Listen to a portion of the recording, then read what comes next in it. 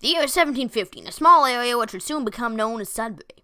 Now, Sudbury was in Ontario, Canada, and some people had just discovered nickel in the area. However, no one started seriously mining until much later. For the most part, all of the town's industry was from logging.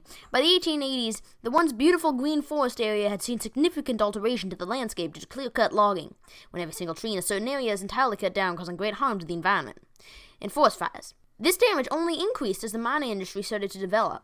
Now, to extract all of the precious metals from the rock, the miners needed to heat the ore to make it melt. This required a lot of heat, and the nickel companies in Sudbury decided to achieve this level of heat by creating giant roast yards, which were pits filled with wood. These roast yards were extremely large and therefore required a lot of wood, which came once again from the Sudbury area, further harming the already damaged environment. But that wasn't the worst of it. These beds released huge amounts of sulfur dioxide at ground level. The result? Approximately 7,000 lakes across 17,000 kilometers were acidified, meaning all of the plants and animals within died, and 20,000 hectares of once lush green forest became barren land, and 80,000 hectares became semi-barren. The situation was so dire that people compared the landscape of the area to that of the moon, giving Sudbury the nickname Moonscape. However, in the late 60s and early 70s, many government regulations were put in place and public efforts began to reduce pollution. In 1972, the Inco Superstack was built to address these issues because the stack was so tall that the sulfur would end up getting spread out a large distance, reducing the effects on this specific area. The stack also helped because all throughout the tower were mechanisms which cleaned the air as it went up so that the impact would be far less. The 70s also saw a major regreening project occur in Sudbury. Before trees could be planted, however, the soil first had to be detoxified to allow for plants to grow there. People were able to accomplish this by adding limestone to the soil. So before they could even start planting, the city had to lime thousands of hectares of land, and there have been over 3,400 hectares limed so far. The next step was to actually plant the trees along with other plants such as grass and bushes. Something else they did, which was extremely important, was that they cleaned the lakes. There are a lot of lakes in the Sudbury area, so many habitats and ecosystems were destroyed by the mining. So that's why it's extremely hard to believe that everything in them used to be dead, as they're now extremely flourishing bodies of water. Now obviously there is still a lot left to go, and the regreening effort in Sudbury is still in full swing. But what has been done so far is a great accomplishment, an example as to what we are capable of if we work together, as over 10 million trees have been planted in Sudbury so far. The tiny town of Sudbury has even been recognized by the UN as a landmark of environmental accomplishment. So this story is quite inspiring indeed, but why exactly am I telling you this? Well, to find out, I'm gonna have to take you somewhere. Alright, so here we are out in the wilderness of guess what? Sudbury. Alright, if you didn't know, which I don't know why you would have, I live in the city of Sudbury, so I'm just sort of taking a look out here, and I'm going to show you something in a minute. But that there, what I was zooming in on, that's the smokestack, so I'm going to see if I can get a better angle to look at it. Remember I mentioned the Inco Superstack? That is it. Pretty much anywhere in Sudbury you can see it. It's that tall. So, I'll see if I can get a better angle here to take a look. And while we're walking, just remember all of this, all these plants, all of this greenery used to be just completely bare. There used to be literally nothing here. Just absolutely nothing. That was because of the mining, of course. So just think about how crazy it is that all of this is now here. And, you know, just how insane, how much effort they had to put in to make this possible. So there's the Inco Superstack, which I was talking about.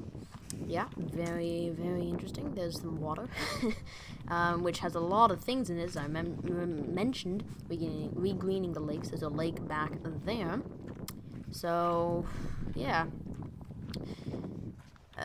Just taking a walk. By the way, that smokestack is normally bellowing smoke. But it's not right now, because it's currently not being used very much, since they made two other ones, that are better for the environment. So, yeah. Alright, so, I'm just gonna jump ahead here. Yeah, this is basically why I'm here. Yeah, so let's just take a look a bit closer now. There it is. That tree down there. Yep, right there. That tree I planted because of the regreening process of Sudbury, it's very easy to get a tree here, like a little baby tree.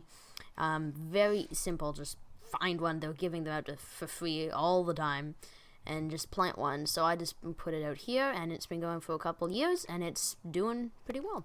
So you still might be wondering, yeah, of course you live in Sudbury, but why are you making this thing about trees? Well, I want to mention that now. You've probably noticed throughout your suggested and your subscriptions, there's been a lot of videos about trees recently, and that is because of the Team Trees, a sort of mega collaboration, I suppose, that was orchestrated by a lot of people. And so, yeah, all across YouTube, as you know, people are putting up videos about trees. And the event basically is what we're trying to get 20 million trees planted by the end of 2020. So that's the goal. And there's the Arbor Foundation, which basically what happens is every $1 you donate is one tree planted. So just $1 equals one tree. So we want $20 million to be donated so we can have 20 million trees. That's the goal. So if you want to support it, then go into the description and there'll be a link which you can use to support the channel. Or my legs. Which you can use to support...